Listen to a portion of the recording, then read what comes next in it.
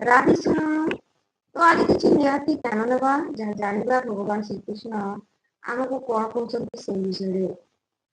ଧୂମେ ନା ବ୍ରୟତେ ବନ୍ୟ ଯଥାର୍ଥ ମେଳନ ଯଥ ନମନା ବୃତ୍ତା ଗର୍ଭସ୍ଥା ତେନେ ମା ବୃତ୍ତମ।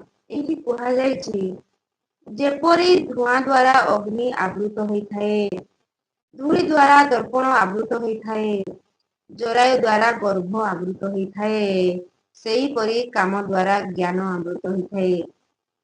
ରଜ ତମ ଗୁଣର କାମ ବା କାମନା ବିନାଶ ହୁଏ ନାହିଁ। ଈଶ୍ୱର କୃପା ହେଲେ ସଦ୍ଗୁଣୀ କାମ ବା କାମନା ନାଶ ହୁଏ। ଏଠି କହିଲେ ଈଶ୍ୱରଙ୍କ ଯେତେବେଳେ କୃପା ହେଇଯାଏ ସଦ୍ଗୁଣୀ କାମ କାମନା ନାଶ ହେଇଯାଏ। ଅଗ୍ନିଆବୃତ ଧୂମେ ଯେହେ ଦର୍ପଣ ମାଳା ବୃତେ ତେହେ, ଗର୍ଭ ଆବୃତ ଜରାୟୁରେ ଜ୍ଞାନ ଯେ ଆବୃତ କର୍ମରେ। যে রজ গুণে মজি যায় তা কাম বিনাশ হই, তম গুণী মনুষ্যଙ୍କର কামনা নাশিবা দুষ্কর।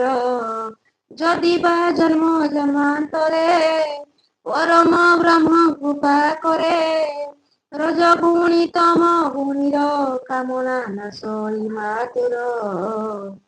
ଏଇଠି କହୁଛନ୍ତି ଯେ ଯେପରି ଧୂଆଁ ଦ୍ୱାରା ଅଗ୍ନି ଆବୃତ ହୋଇଯାଏ, ଧୂଆଁ ଅଧିକ ବାହାରିଲେ ଅଗ୍ନି ଆବୃତ ହୋଇଯାଏ ଓ ଧୂଳି ଦ୍ୱାରା ଦର୍ପଣ ଆବୃତ ହୋଇଯାଏ ଓ ଜରାୟୁ ଦ୍ୱାରା ଗର୍ଭ ଆବୃତ ହୋଇଯାଏ, ସେହିପରି କାମ ଦ୍ୱାରା ଜ୍ଞାନ ଆବୃତ ହୋଇଯାଏ ଓ ରଜତମ ଗୁଣୀର କାମ ବା କାମନା ବିନାଶ ହୁଏ ନାହିଁ। କିନ୍ତୁ ଈଶ୍ୱର କୃପା ହେଲେ ସଦ୍ଗୁଣୀ କାମ ବା କାମନା ନାଶ ହୋଇଯାଏ। ଆବୃତ ଜ୍ଞାନ ମେତେନ ଜ୍ଞାନୀନ ନିତ୍ୟ ବୈରେଣା କାମ ରୂପେଣ କନ୍ତେୟ ଦୁଷ୍କରଣାନ ଚ। ଏଇଠି କୁହାଯାଇଛି ହେ କୁନ୍ତି ସୁତ ଅର୍ଜୁନ, ମନୁଷ୍ୟର ଶତ୍ରୁ ହେଉଛି କାମ ବା କାମନା। ଏହି କାମନା ବା କାମ ଅତୃପ୍ତ ଅନଳ ଦ୍ୱାରା ଅଜ୍ଞାନୀ ସମସ୍ତ ଜ୍ଞାନ ଆବୃତ ହୋଇ ରହିଥାଏ। ଜ୍ଞାନୀ ତାର ସଂଯୋଗ ରୂପରେ ଜ୍ଞାନ ବଳରେ କାମ ବା କାମନାକୁ ନାଶ କରେ। ଏଠି କହୁଛନ୍ତି ହେ ଅର୍ଜୁନ, ମନୁଷ୍ୟର ଶତ୍ରୁ ହଉଛି କାମ ବା କାମନା।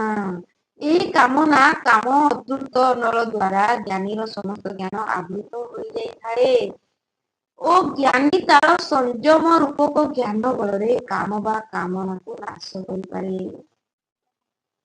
ଯେତେବେଳେ ଜ୍ଞାନୀ ତାର ସଂଯମ ରୂପ ଜ୍ଞାନ ବଳରେ କାମ ବା କାମନାକୁ ନାଶ କରିପାରେ।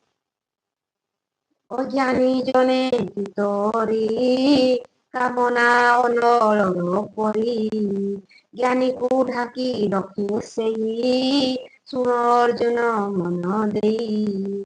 ସମିଧ ପାଇଲେ ଅନଳ ଯେ ସନେ ହୁଅଇ ପ୍ରବଳ, ପୁଣି ପାଇଲେ ଘୃତ ଧାର ଜନ୍ମାଏ କଣିକା ଅପାର। ସର୍ବଘଟରେ ସେ ଅଛଇ ଭଲ ମନ୍ଦରେ ଲକ୍ଷ୍ୟ ନାହିଁ, କାମର ଭଲ ମନ୍ଦ ନାହିଁ ଦିଶା ନେଇ ଯେ ମତ ମିଳଇ। ପ୍ରଥମେ ସୁଖ ହୁଏ ଜାତ ଶେଷରେ ଦୁଃଖ ଉପଗତ, ଏ ହେତୁ ଜ୍ଞାନୀଙ୍କ ପାଶରେ କାମ ଯେ ଶତ୍ରୁ ନିରନ୍ତରେ। ଭଗବାନ କହୁଛନ୍ତି ହେ ଅର୍ଜୁନ, ମନୁଷ୍ୟର ଶତ୍ରୁ ହଉଛି କାମ ବା କାମନା। ଏହି କାମନା ବା କାମ ଅତୃପ୍ତ ଯେତେବେଳେ ହେଇଯାଏ, ଅତୃପ୍ତ ଅନଳ ଦ୍ୱାରା ଜ୍ଞାନୀର ସମସ୍ତ ଜ୍ଞାନ ଆବୃତ ହୋଇ ରହିଯାଏ।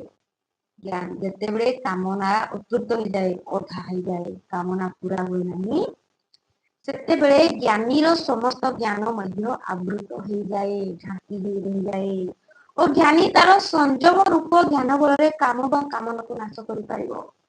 ଓ ଜ୍ଞାନୀ ତାର ଜ୍ଞାନ ବଳରେ କାମ ବା କାମନାକୁ ନାଶ କରିପାରିବ। ସେଥିପାଇଁ ଭଗବାନ କହୁଛନ୍ତି ଯେ ଯେତେ ଆମେ ଜ୍ଞାନ ନେବା, ଜ୍ଞାନକୁ ଉପଯୋଗ କରିବା, ସେତିକି ନିଜକୁ ଆହୁରି ଉପରକୁ ଉଠେଇ ପାରିବା। ଜ୍ଞାନ ବିନା ଆମେ କିଛି ବି କରିପାରିବା ନାହିଁ। ଓ କହୁଛନ୍ତି ଏଇଠି ଯେତେବେଳେ କୌଣସି କାମନା ପୂରଣ ହୁଏ ନାହିଁ, ମନୁଷ୍ୟ ମନରେ ରାଗ ଓ ଅଶାନ୍ତି ଭରପୁର ହେବାରେ ଲାଗେ ଓ ସେତେବେଳେ ସେ ଭଲ ମନ୍ଦ ଚିନ୍ତା କରିପାରେ ନାହିଁ ଓ ସେତେବେଳେ ସେ ଲକ୍ଷ୍ୟକୁ ମଧ୍ୟ ସେ ପୂରଣ କରିପାରେ ନାହିଁ ଓ କାମନା ବଶରେ ଲୋକ ପ୍ରଥମେ ତ ସୁଖ ଭୋଗେ ପରେ ସେଇ କାମନା ତାକୁ ଦୁଃଖରେ ପରିଣତ କରିଦିଏ। ସେଥିପାଇଁ ଜ୍ଞାନୀ ଏଇ ସବୁ ଜିନିଷକୁ ଜାଣନ୍ତି। ଜ୍ଞାନୀ ଏଇ ସବୁ ସୁଖ କାମନାର ସୁଖକୁ ଜାଣନ୍ତି, ସେଥିପାଇଁ ସେମାନେ ହେତୁ କରିକି ସେଇ କାମନାକୁ ଶତ୍ରୁ ଭଳି ବିନାଶ କରନ୍ତି ତାଙ୍କ ମନରୁ। ଏଇ ପ୍ରକାରେ ଅର୍ଜୁନକୁ ଭଗବାନ କହୁଛନ୍ତି। ତ ଆଗକୁ ପୁଣି ଆମେ ଆହୁରି ବହୁତ ସାରା ଜ୍ଞାନ ନେବା।